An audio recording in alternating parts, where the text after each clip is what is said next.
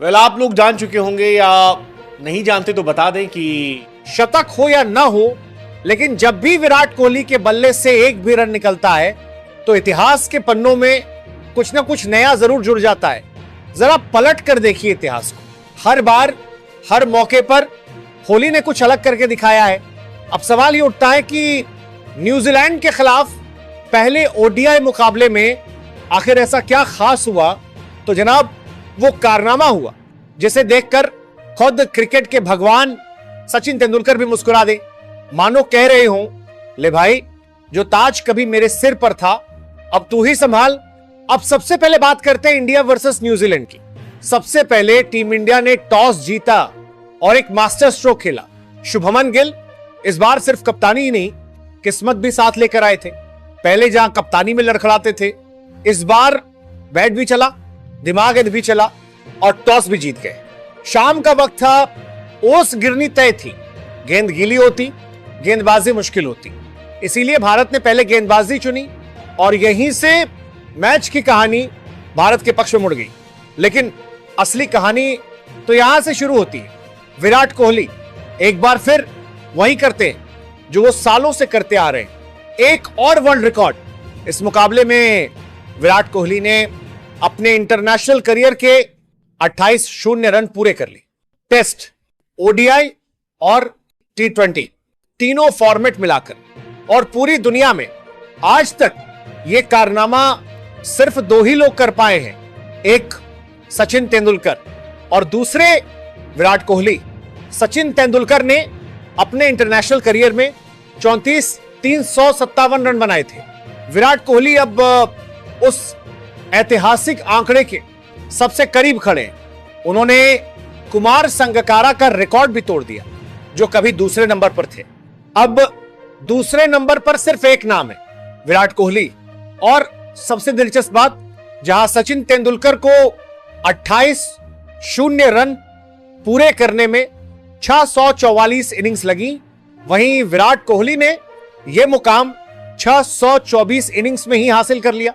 लेकिन यहां तुलना पर एक छोटा सा ब्रेक जरूरी है। सचिन तेंदुलकर उस दौर में खेले जब डीआरएस नहीं था, अल्ट्रा एज नहीं था, हेलमेट तक पूरी सुरक्षा नहीं देता था, अंपायर की उंगली उठी और बल्लेबाज आउट। उस दौर में इतने रन बनाना किसी चमत्कार से कम नहीं था, इसीलिए वो क्रिकेट के भगवान कहलाए।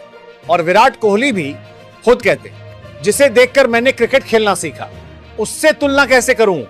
अब आते हैं दिल तोड़ने वाले पल पर। इस मैच में विराट कोहली ने बनाए 93 रन, बस 7 रन दूर थे शतक से। दिल टूटता है, हां, लेकिन क्या करें, दिल बनाई टूटने के लिए है। इस बार सिर्फ कोहली का नहीं, पूरे भारत का दिल टूटा। लेकिन शतक न सही, इतिहास तो फिर भी बन गया।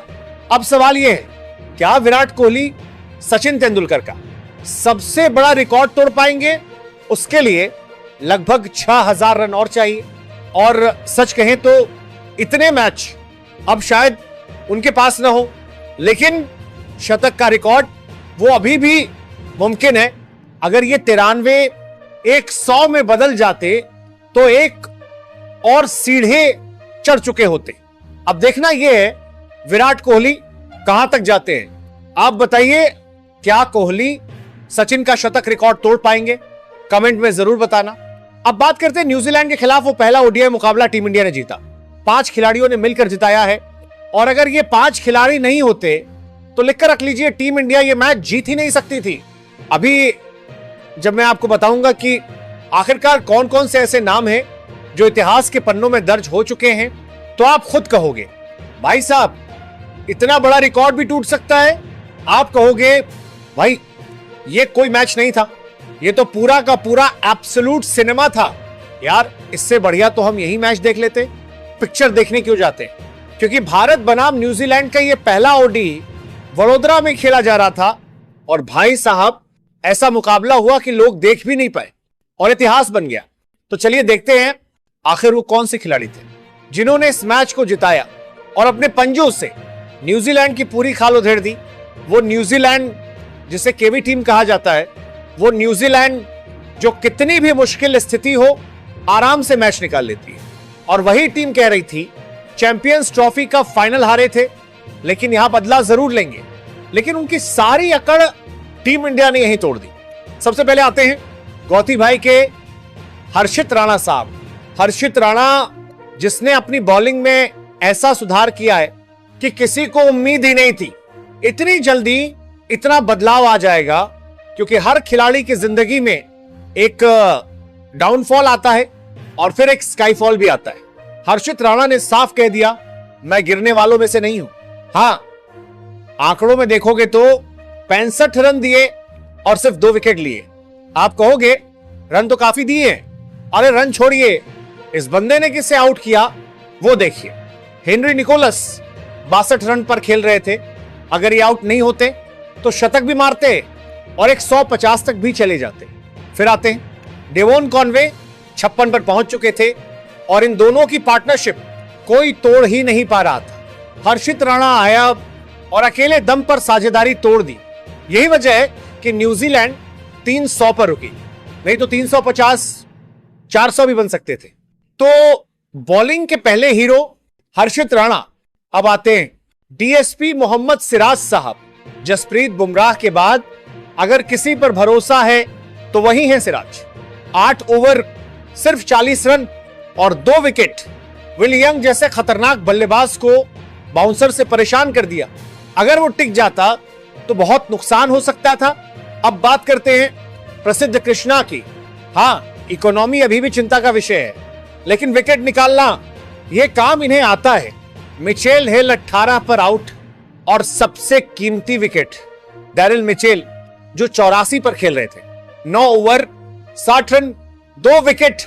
अगर ये 3 गेंदबाज नहीं होते तो न्यूजीलैंड का स्कोर कहीं ज्यादा खतरनाक होता। अब आते हैं बैटिंग पर। शुभमन गिल 71 गेंद 56 रन। शायद तेज नहीं था, लेकिन फॉर्म में वापसी का संकेत था। कम से कम टिके तो सही। बीच में इंजरी भी आई, फिजियो बुलाना पड़ा, लेकिन फिर भी जिम्मेदारी निभाई। और फिर आते हैं विराट कोहली।